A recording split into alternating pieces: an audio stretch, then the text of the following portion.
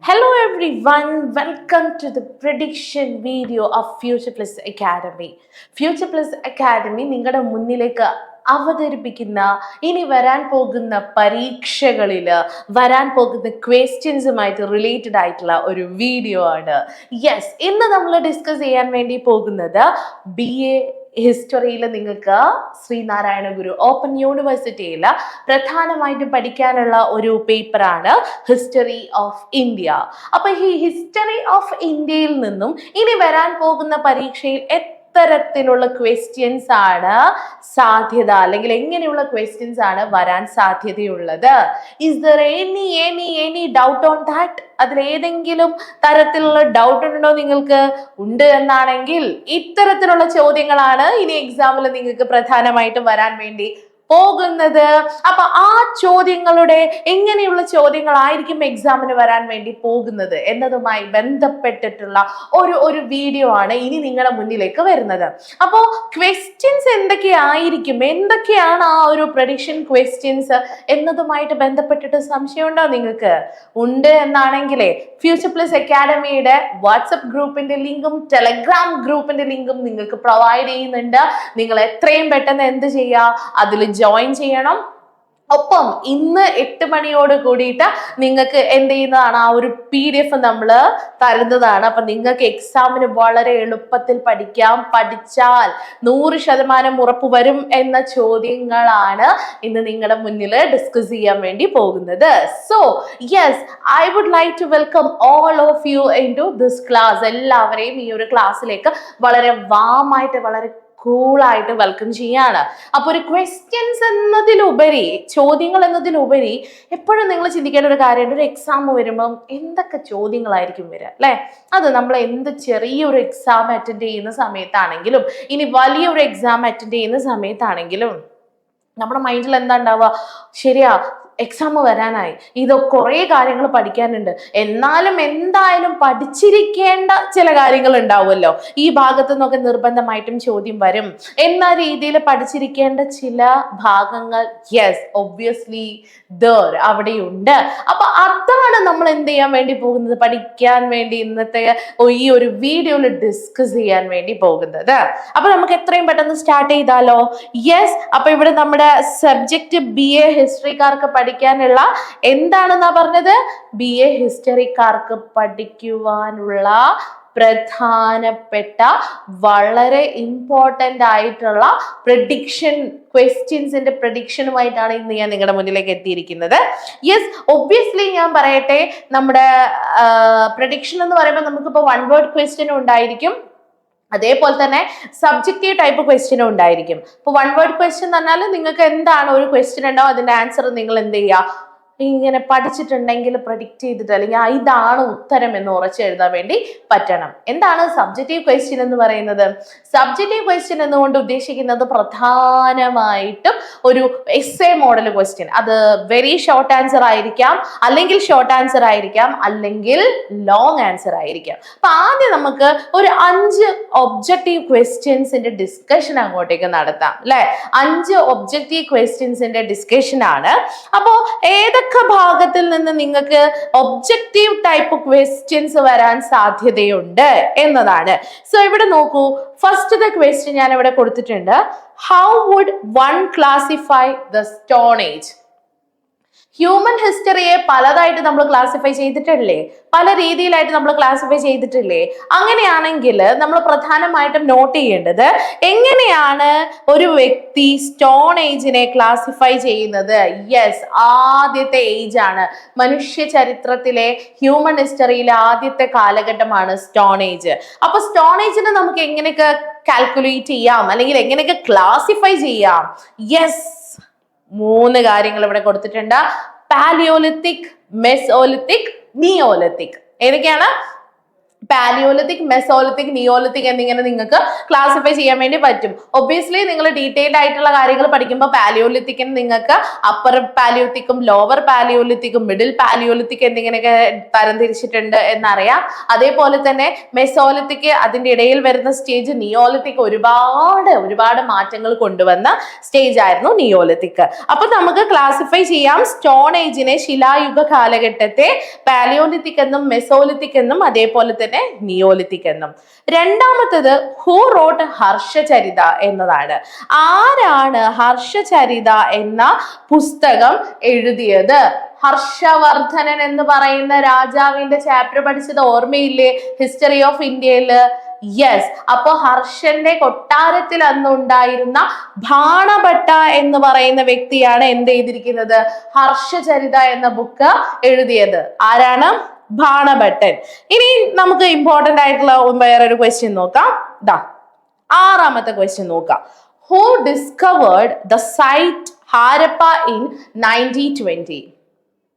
Chinese civilization പോലെ, Mesopotamian civilization പോലെ ഇന്ത്യയിലും നമുക്കൊരു സിവിലൈസേഷൻ ഉണ്ട്. ആ സിവിലൈസേഷൻ അല്ലെങ്കിൽ ആ നാഗരികതയാണ് ഏത് പേരില് അറിയപ്പെടുന്നത്? ഹരപ്പൻ സിവിലൈസേഷൻ അല്ലെങ്കിൽ Indus valley civilization. Harappan civilization അല്ലെങ്കിൽ ഇൻഡസ് വാലി സിവിലൈസേഷൻ ഇന്ത്യയിലും പാകിസ്ഥാനിലും അഫ്ഗാനിസ്ഥാനിലുമായിട്ട് ഇങ്ങനെ വ്യാപിച്ച് കിടക്കുന്ന ഹരപ്പൻ സിവിലൈസേഷൻ.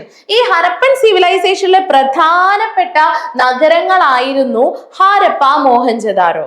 അപ്പൊ ചോദ്യം ഇതാണ്, who discovered the site Harappa in 1920?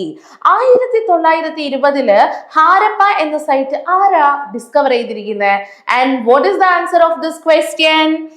Rai Bahadur Dayaram Sahni. In short, Dayaram Sahni. ആരാണ്? ദയാറാം സാഹിനിയാണ് ഹാരപ്പ എന്ന നഗരം കണ്ടുപിടിച്ചത്. ഏത് വർഷം? 1920. ഓക്കെ, അപ്പൊ ആ ചോദ്യം നമ്മൾ പഠിച്ചു. ഇനി എപ്പോഴും ചോദിക്കുന്ന ചോദ്യങ്ങളിൽ ഒന്നാണ് പ്രധാനമായിട്ടും, what does NBPW stand for? NBPW. ഇപ്പൊ NBPW എന്നുകൊണ്ട് എന്താണ് ഉദ്ദേശിക്കുന്നത്? Northern black polished ware. എന്താണ്? നോർത്തേൺ ബ്ലാക്ക് പോളിഷ്ഡ് വെയർ എന്നാണ് NBPW എന്ന ഈ ഒരു ടേം കൊണ്ട് ഉദ്ദേശിക്കുന്നത്. വളരെ സിമ്പിൾ ആയില്ലേ? ഹാരപ്പൻ സിവിലൈസേഷനുമായിട്ട് ബന്ധപ്പെട്ടിട്ടാണ് ഈ ഒരു ടേം നിങ്ങൾക്ക് പ്രധാനമായിട്ടും പഠിക്കാനുള്ളത്. ഇനി ചന്ദ്രഗുപ്ത മൗര്യന്റെ കാലഘട്ടത്തിലേക്ക് നമ്മൾ പോവുകയാണ്. ആരുടെ കാലഘട്ടത്തിലേക്ക്? ചന്ദ്രഗുപ്ത മൗര്യന്റെ, മൗര്യ സാമ്രാജ്യം സ്ഥാപിച്ച ചന്ദ്രഗുപ്ത മൗര്യന്റെ. ചോദ്യം എന്താണ് ഇവിടെ? Who was the author of Arthashastra? Arthashastra എന്ന ബുക്കിന്റെ ഓഥർ ആരാണ്? ഓഥർ എന്ന് പറയുമ്പം എഴുതിയത് ആരാണ്? കൗടില്യൻ അല്ലെങ്കിൽ ചാണക്യൻ. ഈ പേരിൽ അറിയപ്പെടുന്ന ചന്ദ്രഗുപ്ത മൗര്യന്റെ കൊട്ടാരത്തിൽ ഉണ്ടായിരുന്ന ഏറ്റവും ഇമ്പോർട്ടന്റ് ആയിട്ടുള്ള ഒരു പേഴ്സണാലിറ്റി ആയിരുന്നു ആര്? കൗടില്യൻ അല്ലെങ്കിൽ ചാണക്യൻ. അദ്ദേഹമാണ് അർത്ഥശാസ്ത്ര എന്ന് പറയുന്ന പുസ്തകം എഴുതിയത്. ഒരു രാഷ്ട്രത്തിന്റെ പ്രധാനപ്പെട്ട ഘടകങ്ങൾ എന്തൊക്കെയാണ്, ആ രാഷ്ട്രം ഏതൊക്കെ രീതിയിലാണ് പ്രവർത്തിക്കേണ്ടത് എന്നതുമായി ബന്ധപ്പെട്ടിട്ടുള്ള പ്രധാനപ്പെട്ട വസ്തുതകൾ അടങ്ങിയിരിക്കുന്ന ഒരു പുസ്തകമാണ് ഏത്? ചന്ദ്രഗുപ്ത മൗര്യന്റെ കൊട്ടാരത്തിൽ ഉണ്ടായിരുന്ന കൗടില്യൻ അല്ലെങ്കിൽ ചാണക്യൻ എഴുതിയ അർത്ഥശാസ്ത്ര. ഓക്കെ, അപ്പൊ നമ്മളിപ്പോ പ്രധാനമായിട്ടും എത്ര ക്വസ്റ്റ്യൻസ് പഠിച്ചു? How would classify the stone age, എങ്ങനെയാണ് ക്ലാസിഫൈ ചെയ്യാന്ന് പഠിച്ചു. ആരാണ് ഹർഷചരിത എന്ന പുസ്തകം എഴുതിയത് എന്ന് പഠിച്ചു. അതോടൊപ്പം തന്നെ ഹൂ ഡിസ്കവേർഡ് ദ സൈറ്റ്, ഈ സൈറ്റ് ഹാരപ്പൻ സൈറ്റ് 1920 ആരാണ് കണ്ടുപിടിച്ചത്. അതേപോലെ തന്നെ NBPW എന്ന വാക്കിന്റെ അർത്ഥം എന്താണ്? നോർത്തേൺ ബ്ലാക്ക് പോളിഷ്ഡ് വെയർ എന്താണ്? അതോടൊപ്പം തന്നെ who was the author of the അർത്ഥശാസ്ത്രയുടെ ഓഥർ ആരാണ് എന്നും പഠിച്ചു. ആരാണ്? ചാണക്യൻ അല്ലെങ്കിൽ കൗടില്യൻ അല്ലെ. അപ്പൊ ശിലായുഗത്തെ എങ്ങനെ തരംതിരിക്കാം എന്ന കാര്യം നമ്മൾ പഠിച്ചു. Paleolithic, mesolithic and neolithic. ഹർഷചരിതം എഴുതിയത് ആരാണ് എന്ന് നമ്മൾ പഠിച്ചു. ആരാണ്? ബാണഭട്ടയാണ്. അതേപോലെ തന്നെ 1920 ഹാരപ്പ എന്ന സ്ഥലം, അതായത് ഹാരപ്പ എന്ന ഹാരപ്പൻ സിവിലൈസേഷനിലെ പ്രദേശം കണ്ടുപിടിച്ചത് ആരാണ്? റായ് ബഹദൂർ ദയാറാം സാഹിനി.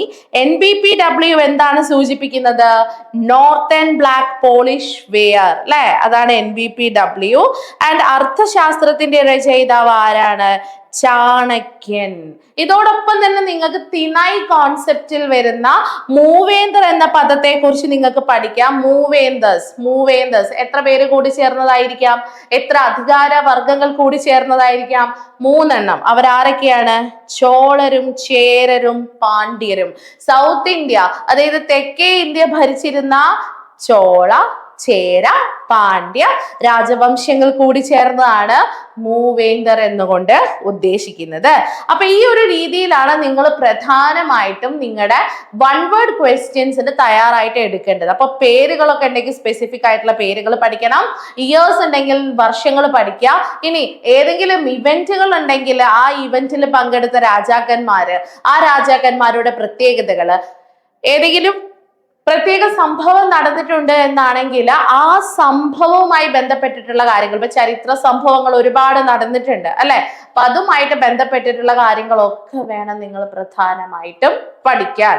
ക്ലിയർ അല്ലേ? അപ്പോ ഈ ഒരു PDF, അതായത് നിങ്ങൾക്ക് എക്സാം പ്രഡിക്ഷനുമായിട്ട് ബന്ധപ്പെട്ടിട്ടുള്ള PDF നിങ്ങൾക്ക് ആവശ്യമാണ് എങ്കിൽ നിങ്ങൾ എന്താ ചെയ്യേണ്ടത്? ഫ്യൂച്ചർ പ്ലസ് അക്കാഡമിയുടെ Telegram and WhatsApp link provide ചെയ്തിട്ടുണ്ട്. അതിൽ പോയിട്ട് ആഡ് ആവുക, അതിൽ ജോയിൻ ചെയ്യുക. രാത്രി 8 മണിക്ക് തന്നെ നിങ്ങൾക്ക് എന്ത് ചെയ്യും? ഈ ഒരു പ്രഡിക്ഷൻ വീഡിയോടൊപ്പം തന്നെ ഇതിന്റെ PDF ഫോർമാറ്റിലുള്ള ക്വസ്റ്റ്യൻസ് ആൻഡ് ആൻസേഴ്സ് അവൈലബിൾ ആയിരിക്കും.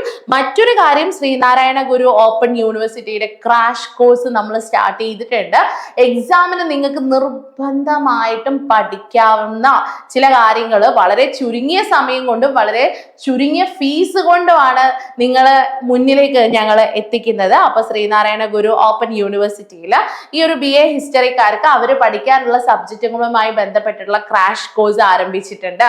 അപ്പൊ എത്രയും പെട്ടെന്ന് എന്ത് ചെയ്യുക? ആ ക്രാഷ് കോഴ്സിൽ ജോയിൻ ചെയ്യുക. എക്സാമിന് നല്ല അടിപൊളിയായിട്ട് ഉത്തരം എഴുതി നല്ല ഉന്നത മാർക്കോട് കൂടി അങ്ങ് പുറത്ത് വരാം. ഓക്കെ, അപ്പൊ നമ്മളിപ്പോ ഡിസ്കസ് ചെയ്തത് ഒബ്ജക്റ്റീവ് ടൈപ്പ് ക്വസ്റ്റ്യൻസ് ആണല്ലോ. നമുക്കറിയാം വെറും ഒബ്ജക്റ്റീവ് ടൈപ്പ് ക്വസ്റ്റ്യൻസ് മാത്രമായിരിക്കില്ല എക്സാമിന് ഉണ്ടാവുക. So we have short answer type questions, very short answer type questions. അതോടൊപ്പം തന്നെ നമുക്ക് എന്താണ് essay ടൈപ്പ് ക്വസ്റ്റ്യൻസ് ഉണ്ട്.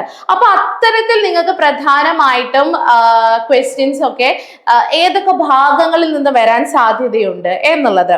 അപ്പൊ ഞാൻ ഇവിടെ ആദ്യത്തെ ഒരു ക്വസ്റ്റ്യൻ ഇവിടെ നോട്ട് ചെയ്ത് വെച്ചിട്ടുണ്ട്. That is what is thinai. അപ്പൊ തിണൈ എന്ന് പറയുന്നത് എന്തുമായിട്ട് ബന്ധപ്പെട്ടിട്ടാ പഠിക്കാനുള്ളത്? ആൻഷ്യന്റ് തമിഴകം. എന്താണ്?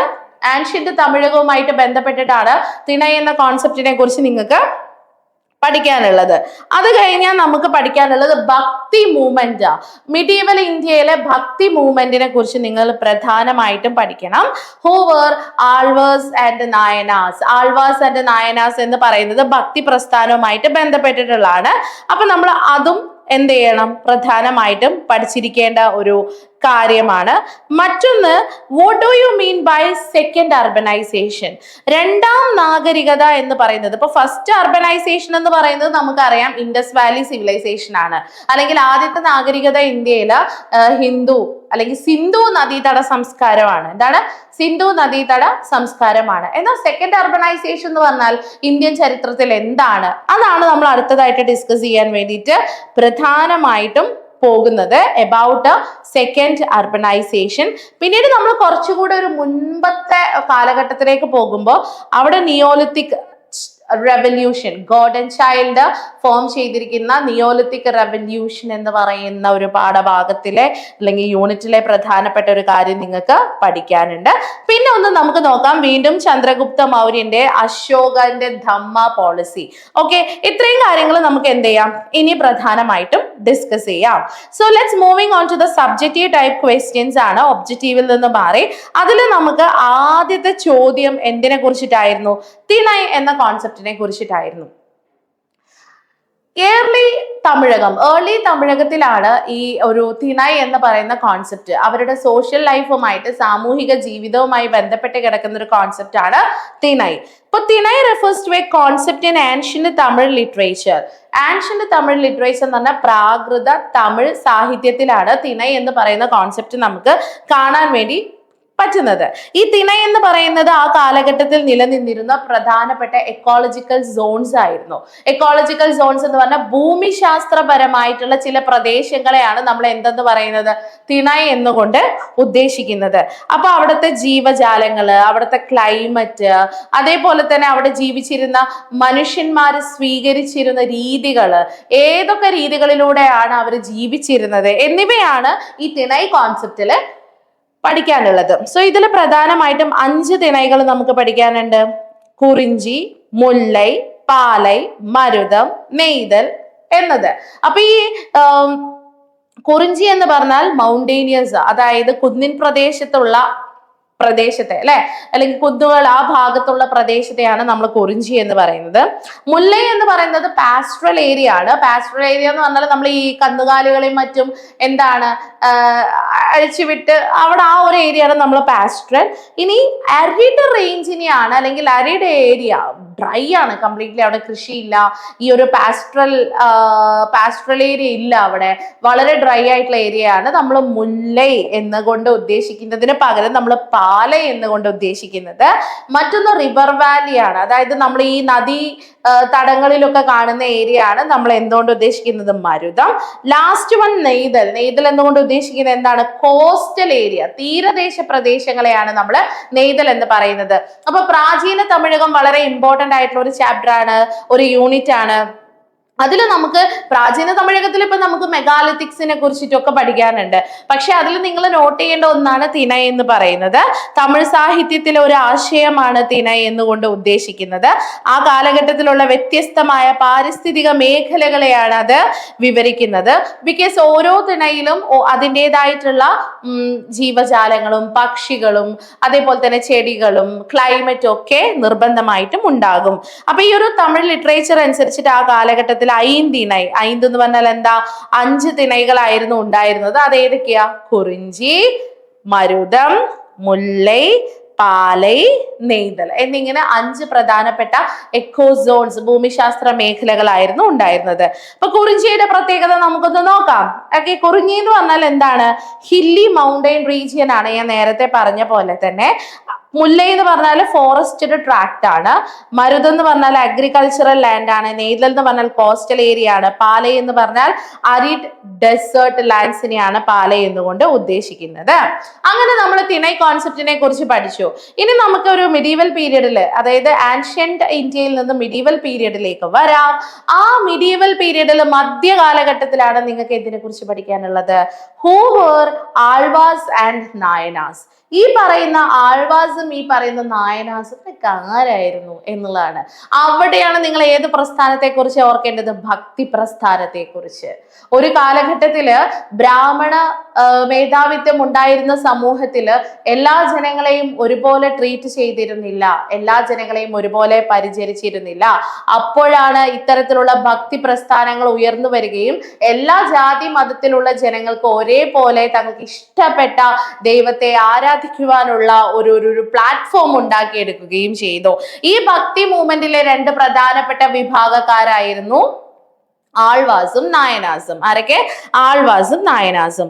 So the Alvars and Nayanars were group of Tamil poet. അവർ ആരായിരുന്നു, they were a group of Tamil poet, Tamil കവികളുടെ ഒരു ഗ്രൂപ്പ് ആയിരുന്നു.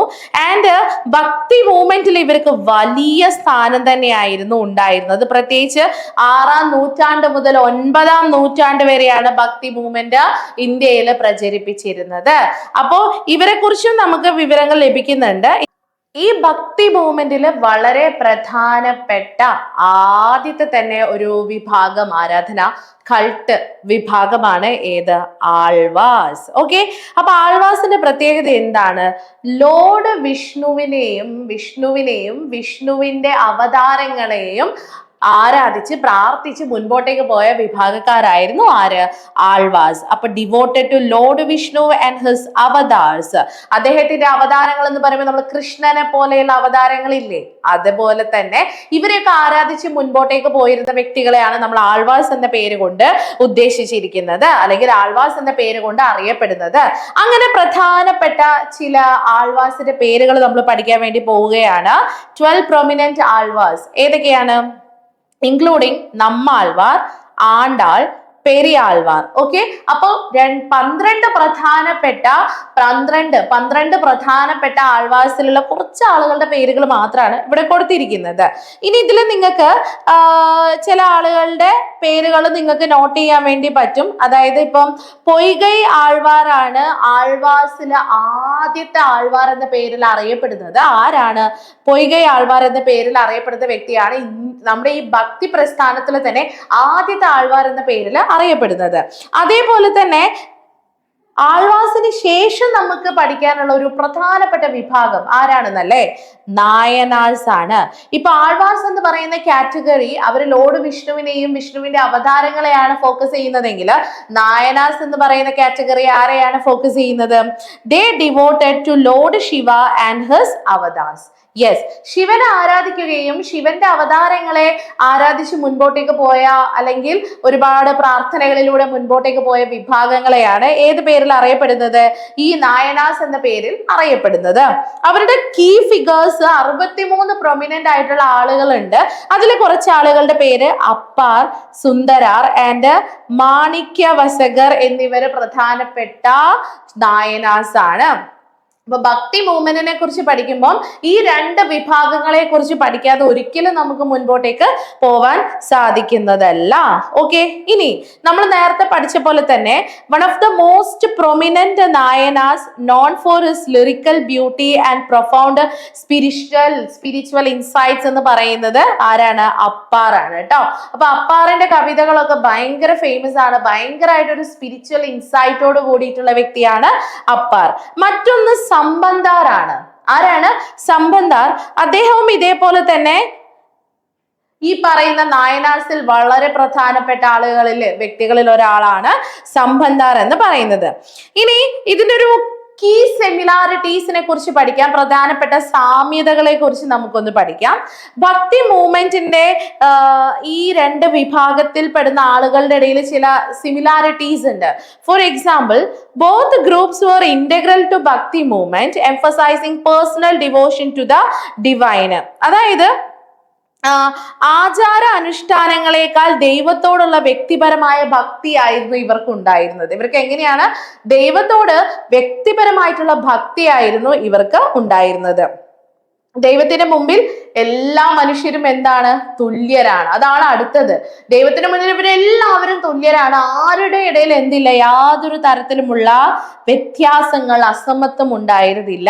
തമിഴ്, ഹിന്ദി, മറാത്തി, ബംഗാളി തുടങ്ങിയ പ്രാദേശിക ഭാഷകളില് വിശുദ്ധന്മാർ കൃതികൾ രചിച്ചു. ഈ പറയുന്ന ആൾവാസും നായനാസും ഒക്കെ വെറും സംസ്കൃതത്തിൽ മാത്രമല്ല കൃതികൾ രചിച്ചിരുന്നത്, മറിച്ച് എന്തിലാണ്? ഈ പറയുന്ന തമിഴ്, ഹിന്ദി, മറാത്തി, ഇന്ത്യയിലുള്ള എല്ലാ പ്രാദേശിക ഭാഷകളിലും ഇവര് കൃതികൾ രചിച്ചിരുന്നു. പിന്നീട് സാമൂഹിക പങ്കാളിത്തം ഇവർക്ക് ഉണ്ടായിരുന്നു. സന്യാസിമാർ ജാതി വിവേചനത്തെയും സാമൂഹിക ശ്രേണികളെയും അപലപിച്ചു. അതിന്റെ അർത്ഥം എന്താ? സമൂഹത്തിൽ നിലനിന്നിരുന്ന ജാതി വിവേചനം, മനുഷ്യന്മാർക്കിടയിൽ നിലനിന്നിരുന്ന മതത്തിന്റെ അടിസ്ഥാനത്തിൽ, കാസ്റ്റിന്റെ അടിസ്ഥാനത്തിലുള്ള വിവേചനത്തിന് ഇവർ പൂർണ്ണമായും എതിർത്തിരുന്നു. ആചാരങ്ങളെക്കാളും പ്രാധാന്യം ഇവർ കൊടുത്തത് ഭക്തിക്കാണ്. സാമൂഹിക ദാനം, അതേപോലെ തന്നെ സൗജന്യ ഭക്ഷണത്തോട് കൂടിയ കമ്മ്യൂണിറ്റി അടുക്കളകളൊക്കെ വന്നിരിക്കുന്നത് ഇവരുടെ കാലഘട്ടത്തിലാണ്. സാമൂഹിക ദാനം, എല്ലാവർക്കും ദാനം കൊടുക്കുക, എല്ലാവർക്കും ആവശ്യമുള്ളവർക്കൊക്കെ ദാനം കൊടുക്കുക, പിന്നെ എല്ലാവർക്കും ഒരുമിച്ചിരുന്ന് ഭക്ഷണം കഴിക്കാൻ വേണ്ടി സാധിക്കുന്ന കമ്മ്യൂണിറ്റി അടുക്കളകൾ വരെ സാധിച്ചിരിക്കുന്നത് ആരുടെ കാലഘട്ടത്തിലാണ്? ഇവരുടെ കാലഘട്ടത്തിലായിരുന്നു. അപ്പൊ നമ്മൾ ആഴ്വാറിനെയും അതേപോലെ തന്നെ നായനാറിനെ കുറിച്ചിട്ടൊക്കെ നമ്മൾ പഠിച്ചു. അതിന്റെ ഒരു മലയാളം ട്രാൻസ്ലേഷൻ ആണ് ഇവിടെ തന്നിരിക്കുന്നത്. അതൊന്ന് ജസ്റ്റ് നോട്ട് ചെയ്താൽ മതി. ഇനി നമുക്ക് പ്രധാനമായിട്ടും പഠിക്കാനുള്ളത് സെക്കൻഡ് അർബനൈസേഷൻ എന്ന കോൺസെപ്റ്റിനെ കുറിച്ചിട്ടാണ്. അപ്പൊ ഇവിടെ ചോദ്യം എന്താ? What do you mean by second urbanization? രണ്ടാം എന്താണ് നഗരവൽക്കരണം, നാഗരികത എന്നുകൊണ്ട് എന്താണ് നിങ്ങൾ ഉദ്ദേശിച്ചത്? So let's have a look into it. The term second urbanization in Indian society refers to the period of significant urban growth and the development that occurred between 6th and 3rd century BC. 6ാം നൂറ്റാണ്ട് 3ാം നൂറ്റാണ്ടിന്റെയും ഇടയിലായിട്ട് ഉണ്ടായ മാറ്റങ്ങൾ, the urban growth and development, നാഗരികപരമായിട്ടുള്ള നഗരത്തിൽ ഉണ്ടായ വളർച്ചയും ഡെവലപ്മെന്റിനെയുമാണ് നമ്മൾ സെക്കൻഡ് അർബനൈസേഷൻ എന്ന ടേം കൊണ്ട് ഉദ്ദേശിക്കുന്നത്. ഇത് പ്രധാനമായിട്ടും സംഭവിച്ചത് എവിടെയാണ്? ഗാൻജറ്റിക് പ്ലെയിൻസിലാണ്, ഗംഗാ മഹാസമതലത്തിലാണ് ഇത് പ്രത്യേകിച്ചും നടന്നിട്ടുണ്ടായിരുന്നത്. This period saw the rise of numerous urban centers known as Mahajanapadas. Note this point. ഇവിടെയാണ് പ്രാധാന്യമുള്ളത്. ഈ 6ാം നൂറ്റാണ്ട് മുതൽ 3ാം നൂറ്റാണ്ട് വരെയുള്ള കാലഘട്ടത്തില് ഈ ഗംഗയുടെ സമതലങ്ങളിൽ വന്ന മാറ്റം ഉണ്ടല്ലോ, ഗംഗയുടെ ഈ സമതലങ്ങളിൽ വന്ന മാറ്റമാണ് ഏത് പേരിൽ അറിയപ്പെടുന്നത്? ഈ സെക്കൻഡ് അർബനൈസേഷൻ. ഈ കാലഘട്ടത്തിലാണ് മഹാജനപദങ്ങൾ ഇന്ത്യയിൽ ഉയർന്നു വരുന്നത്. മഹാജനപദങ്ങൾ എന്ന് പറഞ്ഞാൽ എന്തായിരുന്നു? They were the powerful kingdoms and played a crucial role in shaping the course of Indian history.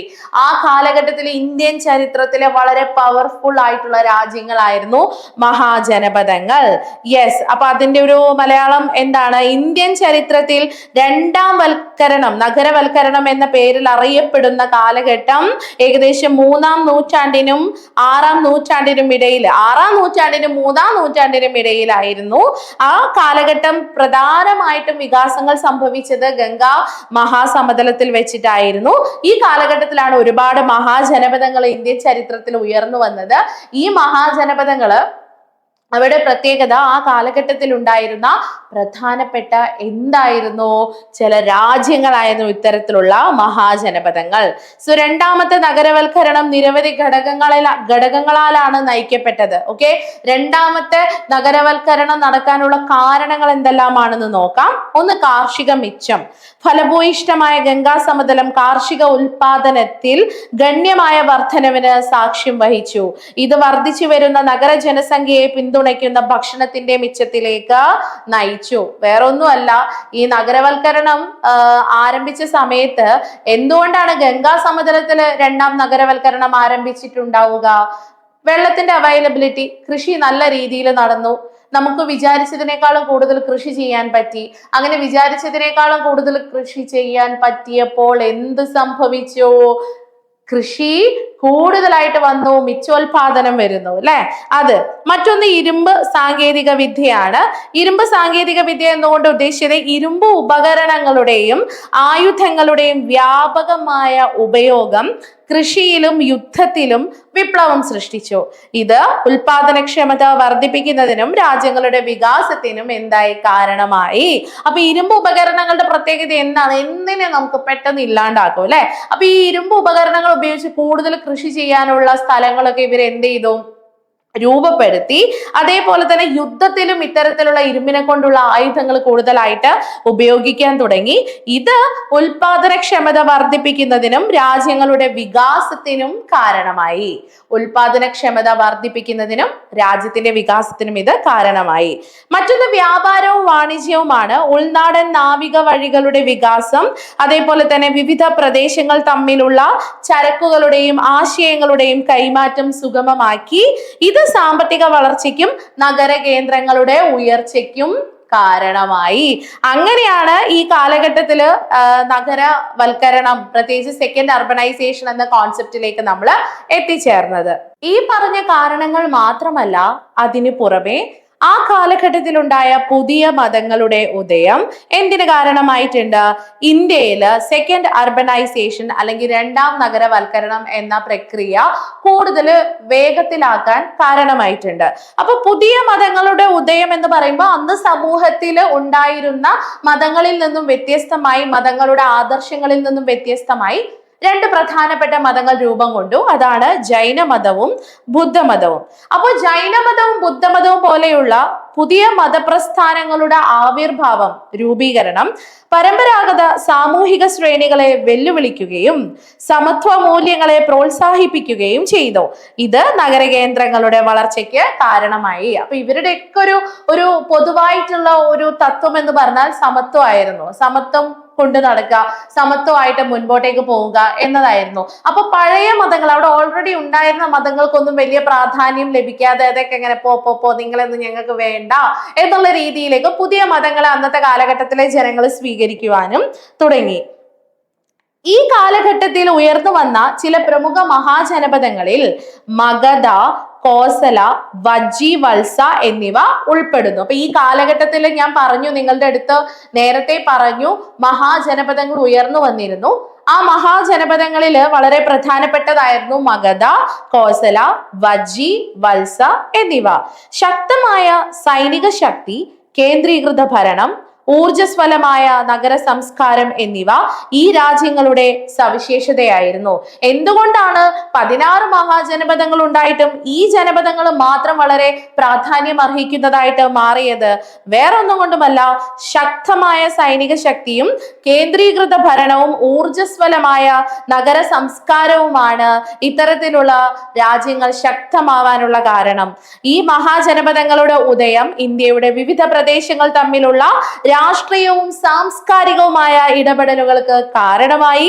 ഇത് മൗര്യ സാമ്രാജ്യത്തിന് കീഴിൽ ഒരു ഉപഭൂഖണ്ഡത്തിന്റെ അത്യന്തികമായ ഏകീകരണത്തിന് വഴിയൊരുക്കി. അപ്പൊ ചുരുക്കി പറഞ്ഞാൽ നിങ്ങളടുത്ത് സെക്കൻഡ് അർബനൈസേഷനെ കുറിച്ച് ഒരു ചോദ്യം ചോദിക്കും.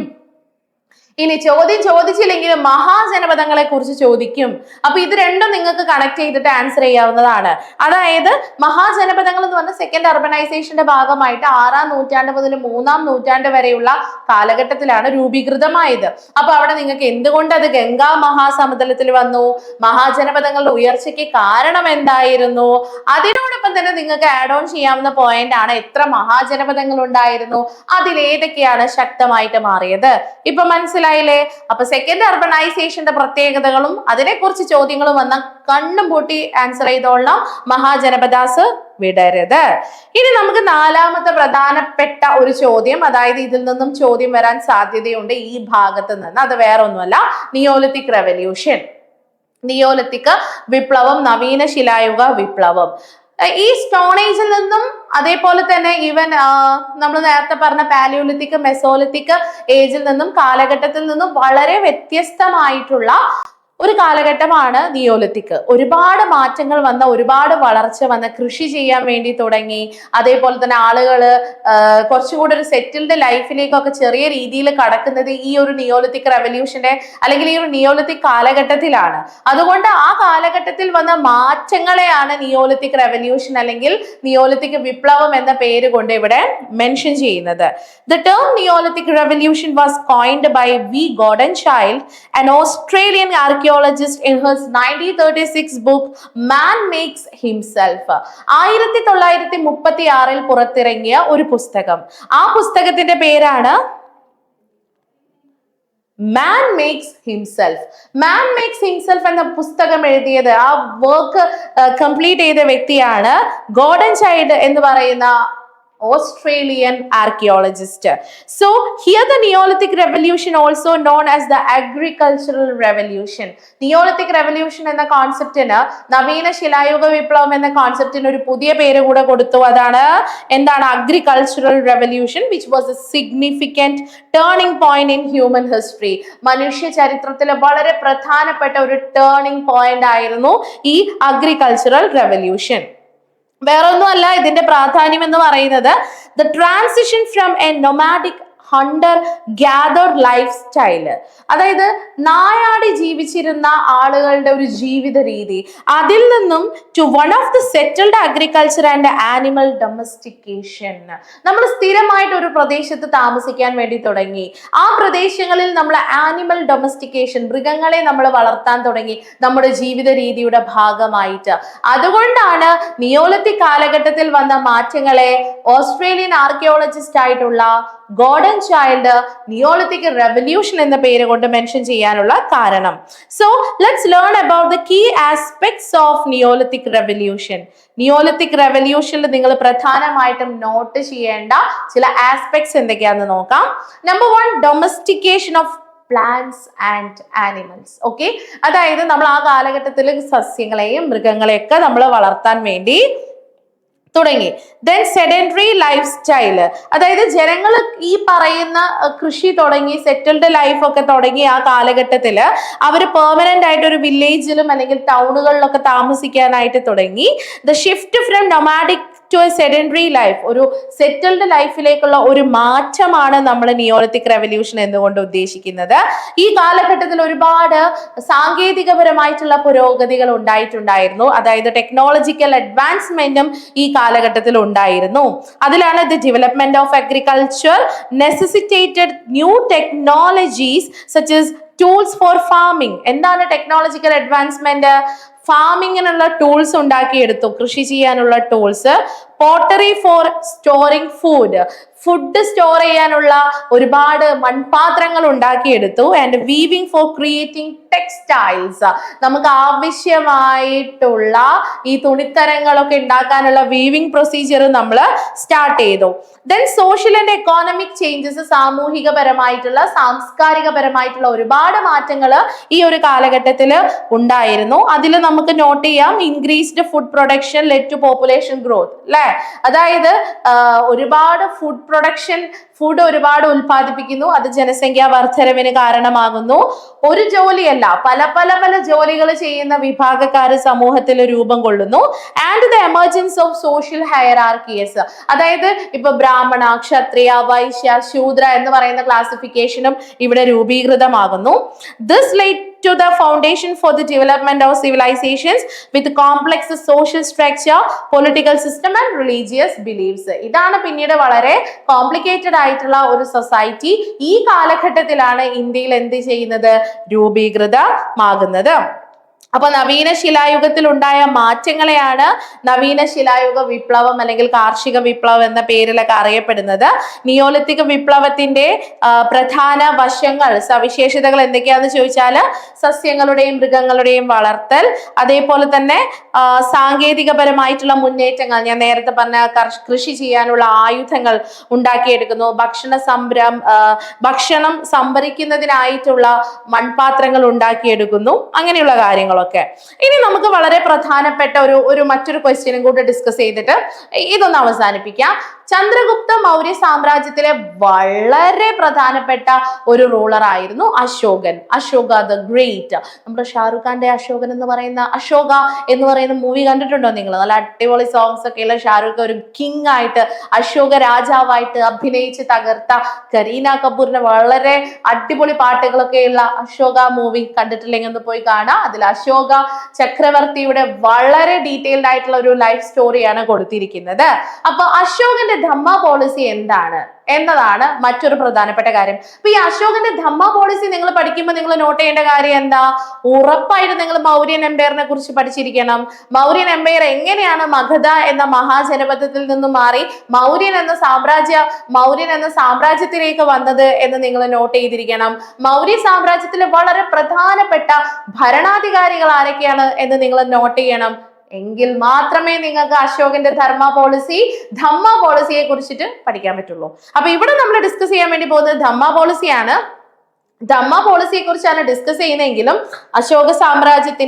അശോകന്റെ സാമ്രാജ്യത്തിൽ ഉണ്ടായിരുന്ന പ്രധാനപ്പെട്ട റൂളേഴ്സ്, അതായത് മൗര്യ സാമ്രാജ്യത്തിലെ റൂളേഴ്സും അവരുടെ കാലഘട്ടത്തിൽ ഉണ്ടായിരുന്ന അഡ്മിനിസ്ട്രേഷൻസ് ഒക്കെ നിർബന്ധമായിട്ട് നിങ്ങൾ നോക്കിയാൽ കാര്യം എളുപ്പമായിരിക്കും കേട്ടോ. So Ashoka's dhamma was not a religion but a set of moral guidelines aimed at fostering social harmony and ethical conduct within his empire. അശോകന്റെ ധമ്മ പോളിസി ഒരിക്കലും ഒരു മതമായിരുന്നില്ല, മറിച്ച് അദ്ദേഹത്തിന് സാമ്രാജ്യത്തിലെ ജനങ്ങളുമായിട്ടൊരു ബന്ധം രൂപീകരിക്കുന്നതിന് വേണ്ടിയിട്ടുള്ള ഗൈഡ് ലൈൻസ് മാത്രമായിരുന്നു അശോകന്റെ ധമ്മ. ഈ ധമ്മയിലെ കീ പ്രിൻസിപ്പിൾസ് എന്തൊക്കെയാണ് എന്ന് നമുക്ക് നോക്കാം. ഒന്ന്, നോൺ വയലൻസ്, ഒന്നിനെയും ആക്രമിക്കാതിരിക്കുക. ഓക്കെ, അതായത് അഹിംസ. Ashoka renounced war and actively promoted non-violence towards all living beings. അദ്ദേഹം യുദ്ധത്തെ പൂർണ്ണമായും എതിർത്തു. എന്നിട്ട് അദ്ദേഹം എന്ത് ചെയ്തു? അദ്ദേഹം എല്ലാവരുമായിട്ട് വളരെ അഹിംസാപരമായിട്ടുള്ള ഒരു ബന്ധം ഉണ്ടാക്കിയെടുക്കാനാണ് അദ്ദേഹം പ്രൊമോട്ട് ചെയ്തത്.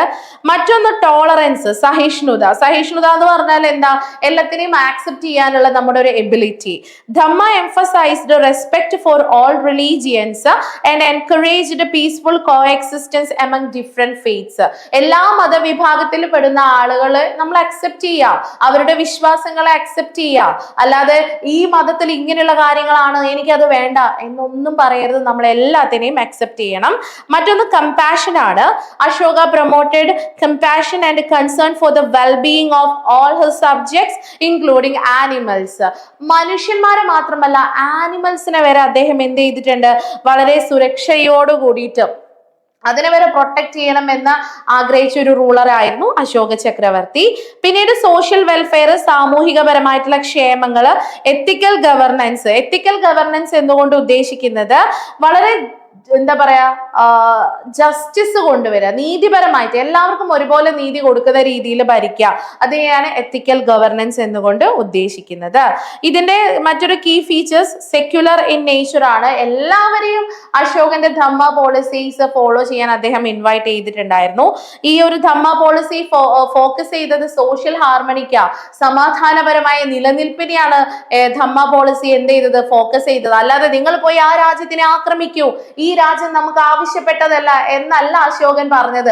മറിച്ച് അഹിംസയിലൂടെ നമ്മൾ ജീവിച്ച് എല്ലാവരുടെയും ഇടയിലും സമാധാനപരമായിട്ടുള്ള ഒരു അന്തരീക്ഷം സൃഷ്ടിക്കണം എന്നാണ് അശോക ചക്രവർത്തി ആവശ്യപ്പെട്ടത്.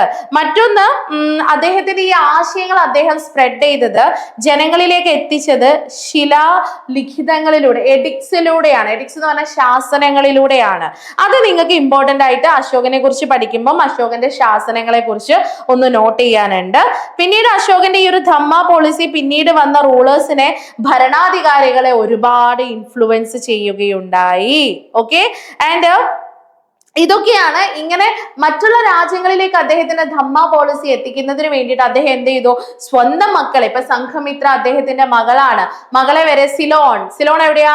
ശ്രീലങ്കയിലേക്ക് പറഞ്ഞയച്ചു. തന്റെ ഈ ഒരു ആശയങ്ങൾ പ്രചരിപ്പിക്കുന്നതിന് വേണ്ടിയിട്ടും പ്ലസ് ബുദ്ധമതം പ്രചരിപ്പിക്കുന്നതിന് വേണ്ടിയിട്ടും അദ്ദേഹം എങ്ങോട്ടേക്ക് എന്ത് ചെയ്തിട്ടുണ്ടായി? അദ്ദേഹം ശ്രീലങ്കയിലേക്ക് പറഞ്ഞു വിടുകയുണ്ടായി.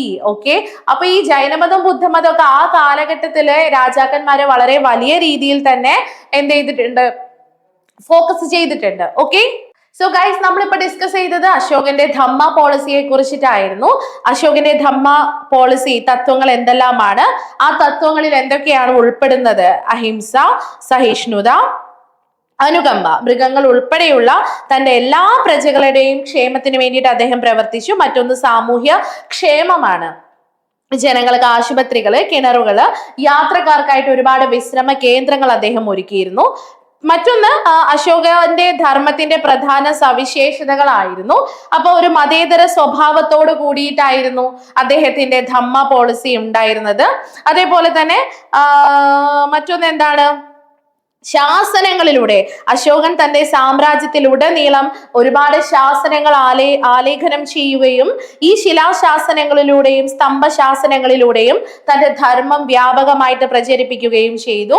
മറ്റൊന്ന്, അശോകന്റെ ധർമ്മത്തിന്റെ പ്രാധാന്യത്തെ കുറിച്ചിട്ട് നിങ്ങൾ പഠിക്കുക.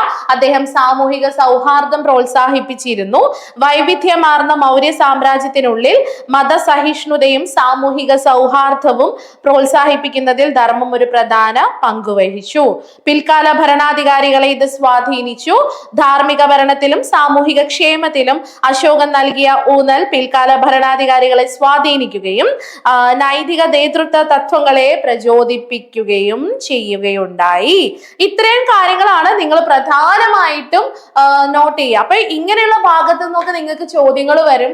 ഇങ്ങനെയൊക്കെയാണ് ഉത്തരങ്ങൾ എഴുതേണ്ടത്. ഒരു ഇൻട്രൊഡക്ഷൻ കൊടുക്കുക, ഒരു ആൻസർ, ഒരു ബോഡി ഓഫ് ആൻസറിലേക്ക് വരിക, ദെൻ ഒരു കൺക്ലൂഷൻ, ഡൺ. വളരെ എളുപ്പത്തിൽ നിങ്ങൾക്ക് ചോദ്യങ്ങൾ എഴുതാൻ വേണ്ടി പറ്റും. അപ്പൊ ഈ ഒരു പ്രഡിക്ഷൻ വീഡിയോയുമായി ബന്ധപ്പെട്ടിട്ടുള്ള പ്രധാനപ്പെട്ട ചോദ്യങ്ങളെ കുറിച്ചിട്ട് അല്ലെങ്കിൽ ചോദ്യങ്ങൾ ഏതൊക്കെയാണ് അറിയണം എന്നാണെങ്കിൽ ഇതിന്റെ വാട്സ്ആപ്പ് ആൻഡ് ടെലഗ്രാം ലിങ്ക് നമ്മൾ പ്രൊവൈഡ് ചെയ്യുന്നുണ്ട്. അതിൽ എത്രയും പെട്ടെന്ന് ജോയിൻ ചെയ്യുക. ഇന്ന് രാത്രി 8 മണിയാകുമ്പോഴത്തേക്കും നിങ്ങൾക്ക് അതിന്റെ PDF വീഡിയോസ് ഒക്കെ അവൈലബിൾ ആയിരിക്കും. അതിനോടൊപ്പം തന്നെ ശ്രീനാരായണ ഗുരു ഓപ്പൺ യൂണിവേഴ്സിറ്റിയുടെ ക്രാഷ് കോഴ്സ് ആരംഭിക്കുന്നുണ്ട്. ഓക്കെ, ചുരുങ്ങിയ സമയത്തിനുള്ളിൽ വളരെ തുച്ഛമായ ഫീസിൽ നിങ്ങൾക്ക് നിങ്ങളുടെ പ്രധാനപ്പെട്ട ഭാഗങ്ങൾ നല്ല രീതിയിൽ, അതായത് വളരെ എളുപ്പമുള്ള രീതിയിൽ പെട്ടെന്ന് മനസ്സിലാക്കുന്ന രീതിയിൽ പഠിച്ചെടുക്കാനുള്ള കുറച്ച് ടെക്നിക്സും അതിനുള്ള കുറച്ച് രീതികളിലൂടെയാണ് ഞാൻ നിങ്ങളുടെ മുന്നിലേക്ക്, ഞാനല്ല നമ്മുടെ ടീം നിങ്ങളുടെ മുന്നിലേക്ക് എത്തുന്നത്. എങ്ങനെ നമുക്ക് പഠിക്കാം, ഏതൊക്കെ ഭാഗങ്ങൾ നമുക്ക് ഫോക്കസ് ചെയ്യണം എന്ന് തുടങ്ങിയ കാര്യങ്ങൾ ഈ ക്രാഷ് കോഴ്സിൽ നിങ്ങൾക്ക് പ്രൊവൈഡ് ചെയ്യും. Okay, so that's all about today's session. ഇവിടെ നമ്മൾ ഡിസ്കസ് ചെയ്തത് എന്തിനെ കുറിച്ചിട്ടായിരുന്നു? ഇനി വരാൻ വേണ്ടി പോകുന്ന എക്സാമില് വരാൻ സാധ്യതയുള്ള ക്വസ്റ്റ്യൻസിനെ കുറിച്ചിട്ടാണ് നമ്മൾ ഡിസ്കസ് ചെയ്തത്. Okay, so thank you so much and all the best for your examination.